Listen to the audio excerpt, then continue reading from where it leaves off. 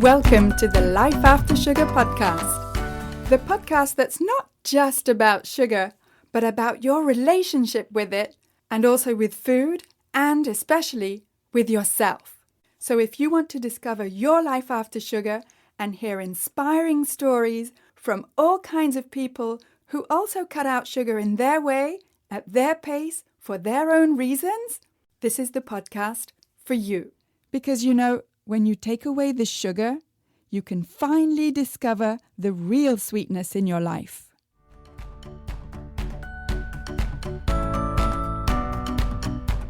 I'm your host, Netta Gorman, and today I'm joined by Jenn Trepeck, who you might remember from episode 99.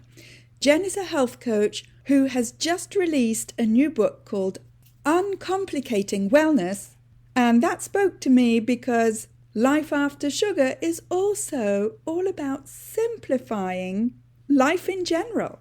So in this conversation, Jenn and I talk about why feeling good has become so confusing, especially when it's around sugar cravings. So we'll get to our conversation in just a minute. But first, I just wanted to tell you that if you're looking for some free resources, then I have plenty for you. First, download my 5 tips to get rid of cravings. And those 5 tips may not be what you think they are. So go to aftersugarclub.com and download your 5 tips today. And while you're at aftersugarclub.com, why not take the cravings quiz? I created this cravings quiz specifically to help you start thinking more deeply about what triggers your cravings. And when you do this quiz, you'll get your personalized score as well as my practical tips to help you take your first step to get rid of cravings. Those free resources are at aftersugarclub.com. And also, come check out the Life After Sugar Facebook page and subscribe to the Life After Sugar YouTube channel, as well as my Instagram account at My Life After Sugar, which is where you'll get all kinds of inspiration so that you can see that it's perfectly possible to live a happy and active life, even if you don't eat sugar. All right, so here's my chat with Jenn about uncomplicating wellness. All right, so today I'm here with Jenn Trepeck, who has been on the podcast before, episode 99. Nice to see you again, Jenn. And thank you for having me. You're very welcome. And we're going to talk about your new book that's just come out. Can you tell us a little bit more about it? Sure. So it's called Uncomplicating Wellness, Ditch the Rules, Quiet the Noise, Reclaim Your Life. Because, I've been a health coach for almost 20 years. And these days, in the last handful of years, I think, the questions people ask are often so in the weeds. And really, what I've seen is that people don't need more information. Yeah. People need a filter through which to evaluate all of the information coming at us. And so that's what this book is designed to do. It's really not a how-to. It's not a plan per se. Like there are certainly tips and strategies and ideas in each chapter, but it's really about helping us have a bit more discernment in the information that we decide to implement, and then really learn to come back to ourselves, to recognize that we are the expert in our own bodies. Yeah, because it can feel, for most of us who don't have a background in health coaching, it can feel totally confusing, overwhelming. The information feels like it's contradictory. The doctor says one thing, the nutritionist says another, the podcast says yet another. How are we supposed to even decide for ourselves what information to believe? Exactly. So the whole book helps us do that. One chapter in particular, I offer tips for digesting nutrition news. Nice. So, questions that we can ask, things to think about before we say, oh, it was a headline. It must be true. And it must be true for me. Mm. You know? Can you give us a specific example? Absolutely. So, um, one piece we often hear with studies, who paid for it, Hmm. right? So, in following the money a little bit, it's who commissioned the study? Why did they want to study this? Who was studied? Who were the participants in the study? Do any of those people reflect you and your body and your life and your situation? And then it also comes down to understanding with that money and their objective, what's their bias and what's our own bias? Aha. Because we also want certain things to be true, right? Absolutely. So even recognizing our own bias in that mix. And part of it is to then even just kind of come back to a little bit of common sense insofar as saying, is this true? Does this make sense based on what I know about the human body and how the human body works? And does this make sense based on what I know about my body? So if you always feel terrible after eating, you know, cashews, right? I have a sensitivity to cashews. They do not feel good for me, Yeah. right? Okay. So even if there is a study that says that cashews are the best food on the planet, they're not for me. Yeah. And it comes back to recognizing we know our bodies. Even if something in a fantastic study tells us that this is a miracle food, it may not be your miracle if it doesn't work for you. And that's okay. I think so often we feel like we have to chase every headline and everything coming at us because everything else has the answer. Yes. Yes, it does feel like that. Yes. Because we don't have the white coat. And, most of us, like, we swallowed a whole bunch of information. Those of us who grew up in the 70s, 80s, 90s, the low Exactly. fat stuff, the sugar-free stuff. And it ends up not being true. And we've kind of lost trust in anything being true anymore. Well, I think there's sort of a double-edged sword there, right? Because there is so much innovation. And I think one of the beautiful things about science and research is that it can change and it can evolve. The other side to that is just, as we're saying, a little bit of healthy skepticism to say, maybe we want to wait for more information. Maybe I'm going to wait to jump on that bandwagon. And to even just ask some different questions. So, for example, um, with statin drugs, Mhm. medications, Mhm. the research asked the question, does it lower lipid levels, cholesterol levels in the blood? The answer is yes. But if we ask the question, does it decrease the incidence of cardiac events in a statistically significant way? The answer is no.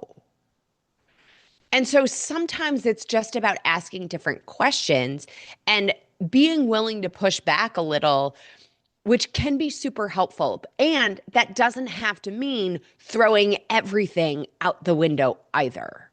Yeah, It really comes down to picking and choosing, I think. yeah. And I say this as a teacher that my students who ask the most questions are those who know the most stuff, right?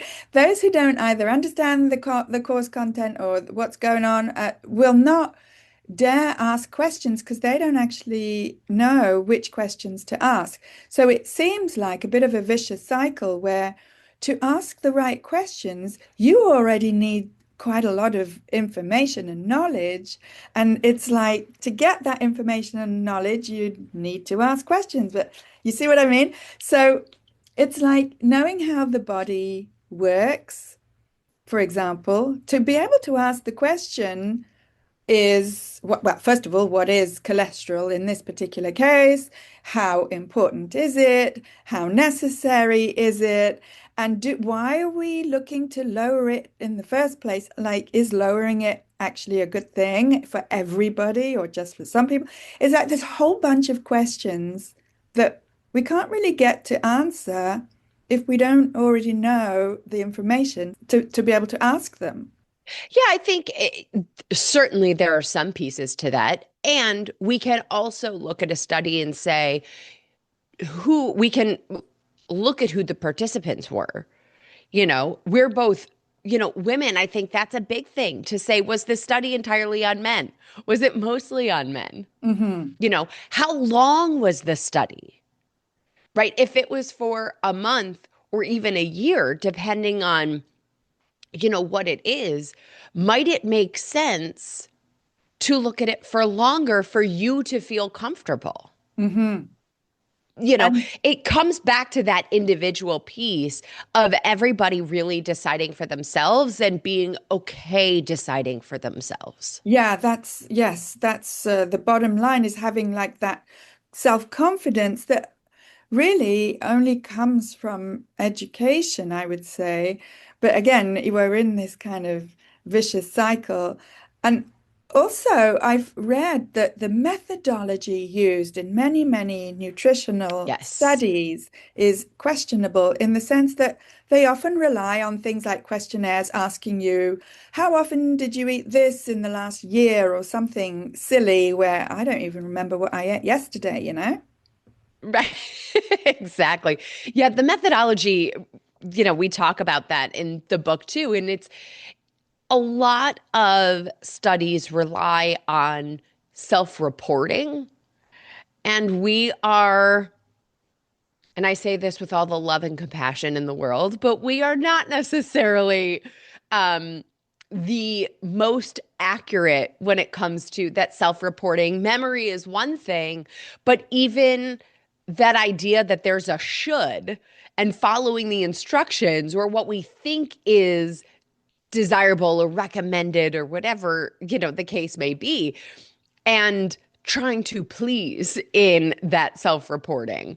Yeah. So, yes, it is very complicated. Yes, yes. I mean, it's not like we want to lie on these things. Not that I've ever taken one of these studies or done one, but it's just the whole setup feels like it's just asking for inaccuracies. Yeah. Well, and listen, we as humans notoriously underestimate our fuel, overestimate our movement. That's, studies upon studies have shown that one. Yeah. And so it's back to ourselves in even what we know to be true for us and being willing to put the blinders on because the biggest piece that really moves the needle is consistency. Hmm. And I know you talk about that all the time, Yes. right? This idea we can't a day without sugar, sure, but a week, a month, a year, that's when we start to see these benefits. And so part of all of this and part of uncomplicating wellness is to find the consistency instead of chasing perfectionism or the shiny objects that then keep us in this almost like pinball of approaches and then wondering why we aren't necessarily getting to the benefits that we're looking for. Yes, totally. Yes, exactly. That perfectionism that, most of us have us struggle with most of our lives until we get to our 50s, I would say, where it's out the window, in my case at least. But that perfectionism, yeah, will knock most of us over way more than anything we can actually eat. Exactly. Exactly. Expecting ourselves to be at, I should say, live at 100% intensity all the time is really the antithesis of consistency. Yeah, and health, I would say. Absolutely. Because, it's funny, especially when we think about things that we're eliminating or what we're focusing on or whatever it is. it's almost become too that enjoying food is part of the problem. Mm, And I'm a foodie. I mean, I me want, too. you know. So if your plan removes joy, if your plan doesn't allow for life to happen, it's not your plan.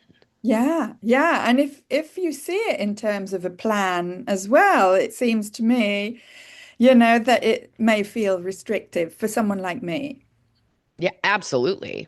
Yeah. And the opposite, right? When we live in a place of restriction or attempt to live in a place of restriction, it is often um, followed by sort of this boomerang or this rebound into a different extreme. Mm. Like talking about teaching. So when I was in elementary school, above the chalkboard, because back in the day we had chalkboards, right, in Yep, the yep, 80s, yep. right? So above the chalkboard was the alphabet left to right across the chalkboard. Mhm. And the way I sort of think about it is living in this perfectionism, the on off good bad, black white thinking is like a pendulum swinging from A to Z. But that's what we think it is, right? We're doing a million things all day, every day, or we're laying on the couch doing absolutely nothing. Mhm. We're, you know, eating textbook, if that was a thing, or we're eating everything under the sun and threw the whole thing out the window. Mhm.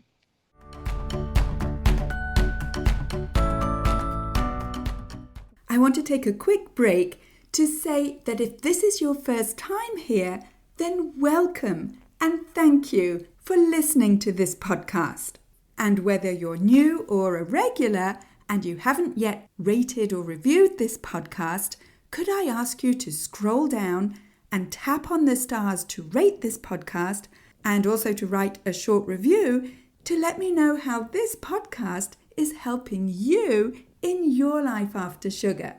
I love reading your reviews, and when you rate and review this podcast, not only does it encourage me to continue making new episodes, but it also helps to share this podcast and have more people see it so that we can help more people feel better and lose weight with less sugar.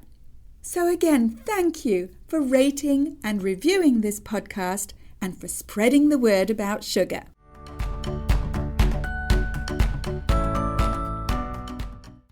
Those are the extremes that don't actually create the same progress and forward momentum that if we kept that pendulum in the middle, maybe going like, I don't know, K to O, something in there in that alphabet, right? In the middle, back and forth, where we can live in that always. Yeah. And everything has its place. And, but that's the objective. And by the way, a pendulum also doesn't hang straight down.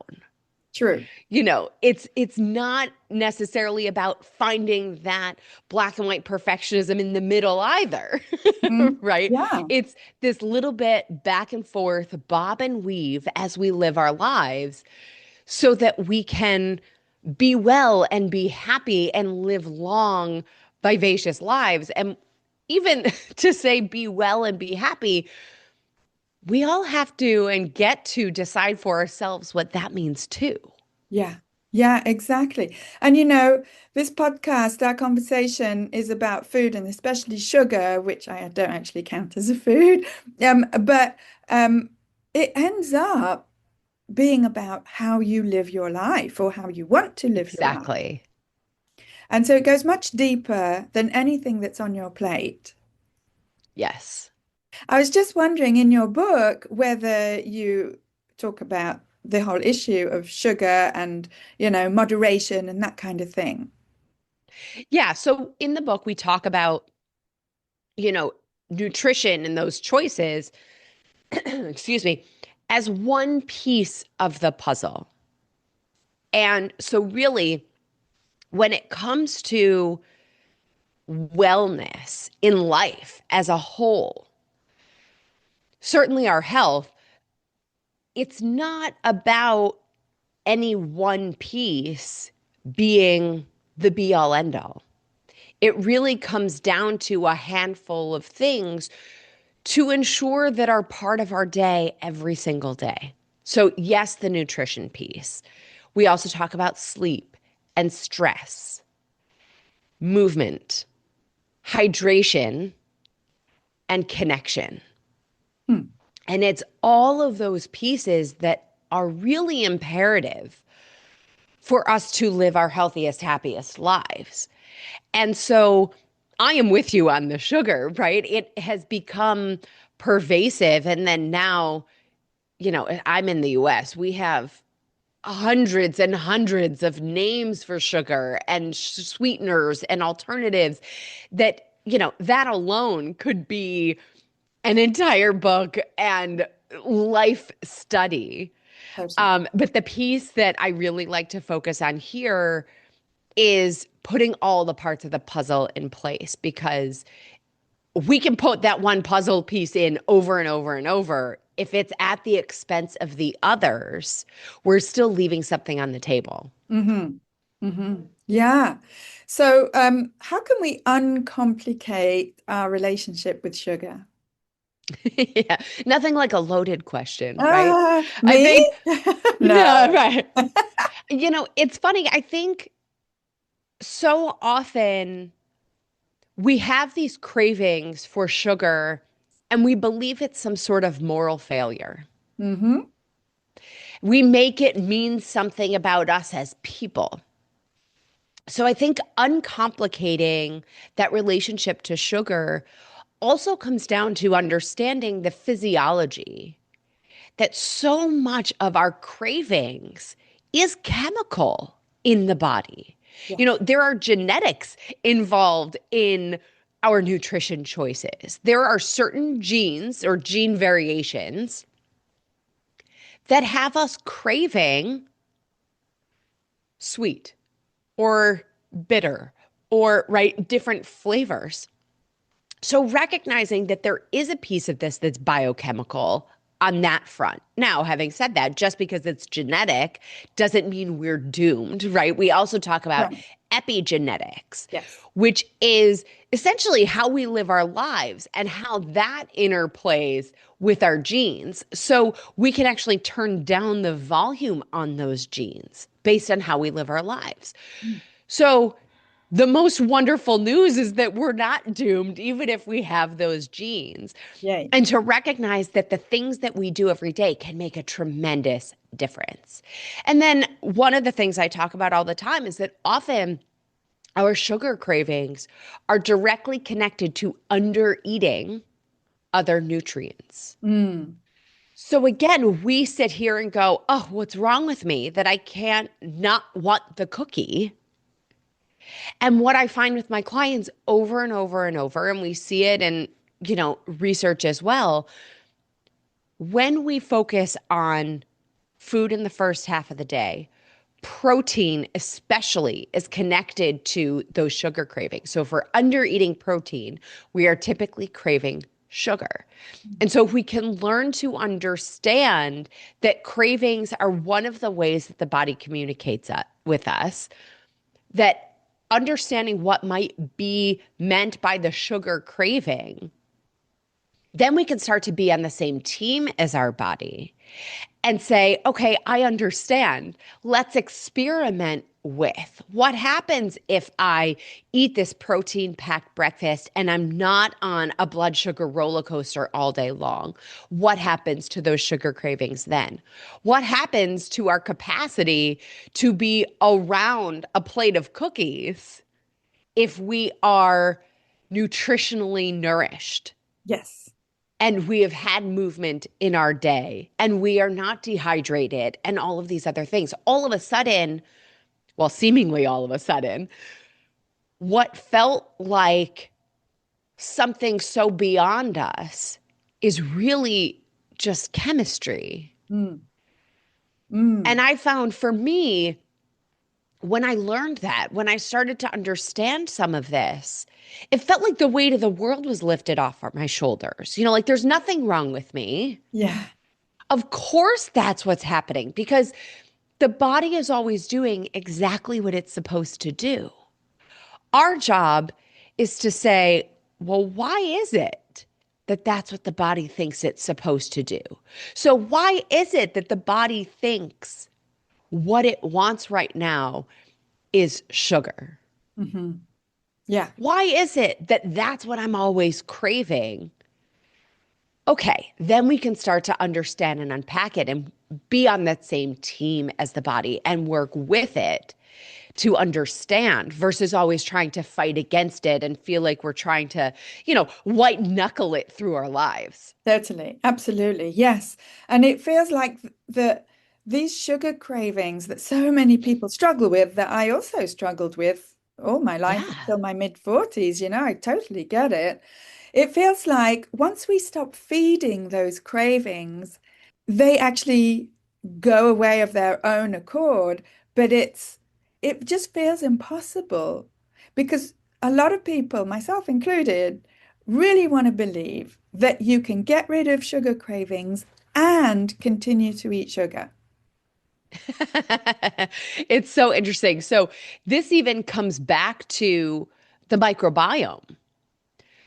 So, microbiome being all of the gut bugs, in our gut, in the intestines, and many of them, the ones that are not so health supporting, thrive on sugar. Hmm.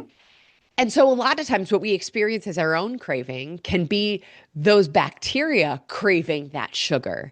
And when we feed it, oh man, right?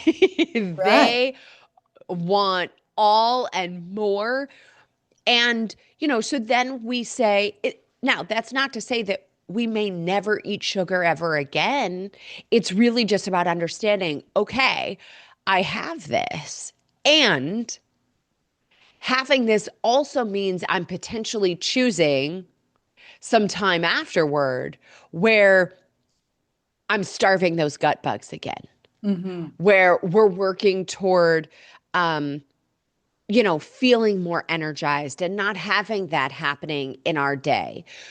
And over time, I also like to help people develop tools and strategies for having that window become shorter and shorter so that, you know, you may want a birthday, you may want some of these things. And, there are tremendous alternatives out there in this world now, too, and things that we can enjoy that don't have the same impact on our system.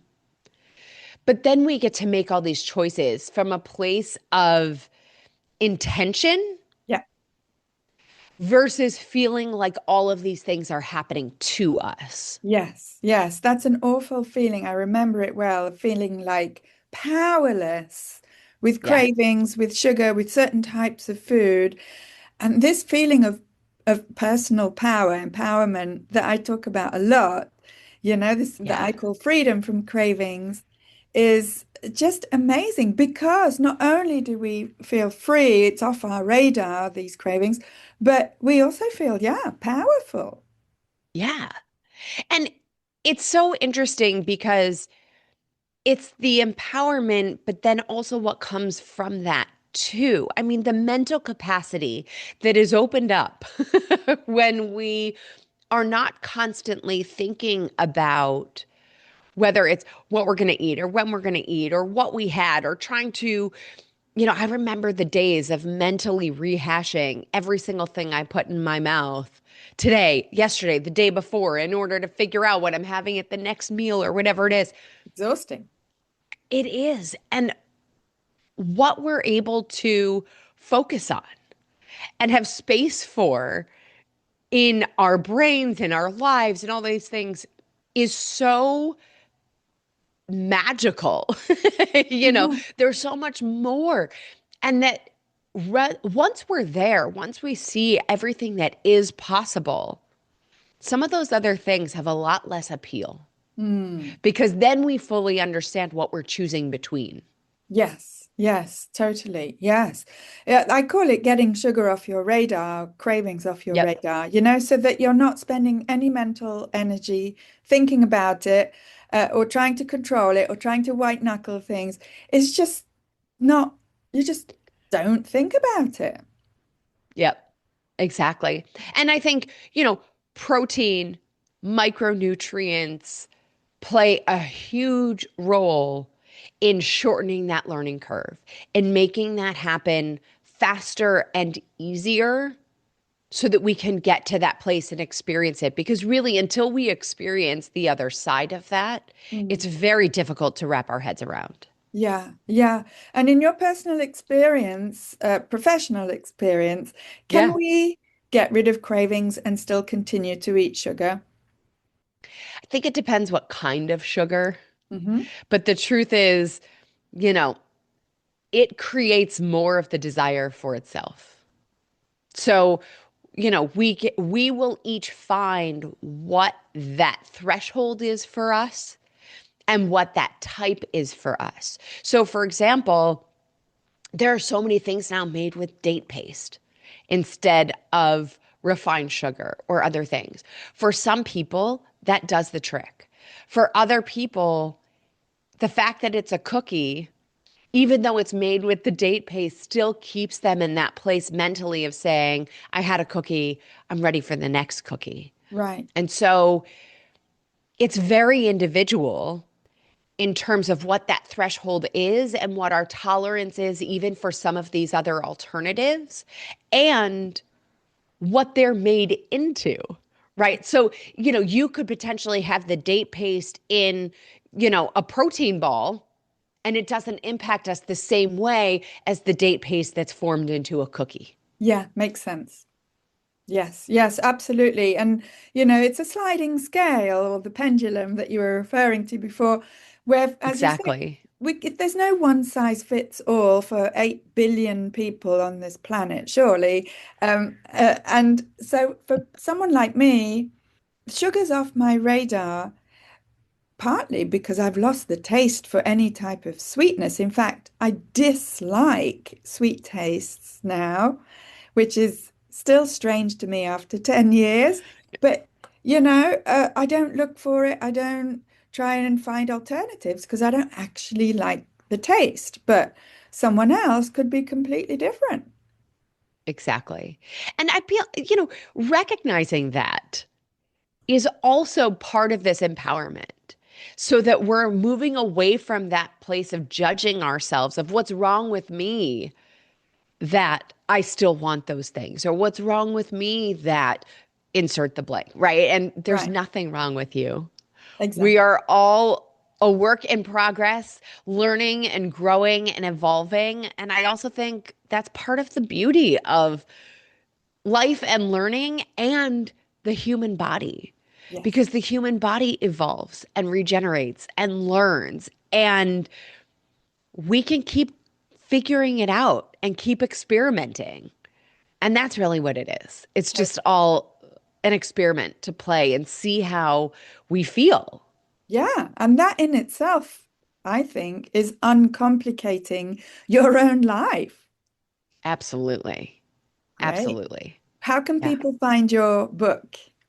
Yes, thank you. Wherever books are sold. So, the easiest also for a lot of people tends to be Amazon. So it's there. You could search Uncomplicating Wellness, or my website, asaladwithaside of fries.com, has everything too. Fantastic. I'll link that with the show notes as well. And thanks, Jenn. Love this conversation. Because we go deeper than just the food or sugar, we go into how you want to live your life. Absolutely. Netta, thank you for having me. Such a pleasure. You're very welcome. What a fantastic conversation with Jenn about not just uncomplicating wellness, but simplifying the whole of your life, which might sound a little bit of an oversimplification in itself, but actually, I think we don't necessarily ask ourselves the right questions. Sometimes we get in the weeds about what should I eat, what shouldn't I eat, what can I eat, what can't I eat, what type of sugar is this, etc. Whereas we tend to sidestep the really important questions like, how do I want to live my life? How do I want to feel? So, to cut through the confusing world of wellness and diet advice, Jenn's book, Uncomplicating Wellness, is for you. And if you want to implement real, deep, long-lasting changes and break free from sugar cravings sustainably, then this is exactly why I created the Freedom from Cravings Formula program. Because I created this program specifically to help you go deeper into your relationship with food, especially sugar, and also into your relationship with yourself. And so that you can get guidance and support to help you stop emotional eating, break free from sugar cravings, slim down, and feel more in control around food. In the program, you'll get step-by-step guidance and customized support through the 5-step formula that I've developed so that you can live your life with more energy and fit into your favorite clothes effortlessly, feel confident in your food choices, and ditch the shame and embarrassment that you feel every time your emotions make you slip or fall off the wagon, and so that you never have to feel like you're on some kind of restrictive diet. If you're at the stage of your life when you're finally ready to look after yourself, let's chat. You can talk directly to me on a free clarity call at any time by going to aftersugarclub.com and clicking on Program at the top. You'll also find the link to talk with me with the show notes together with this episode. So go to aftersugarclub.com. Speak to you soon. That's it for this week. Keep in touch and see you soon for another episode.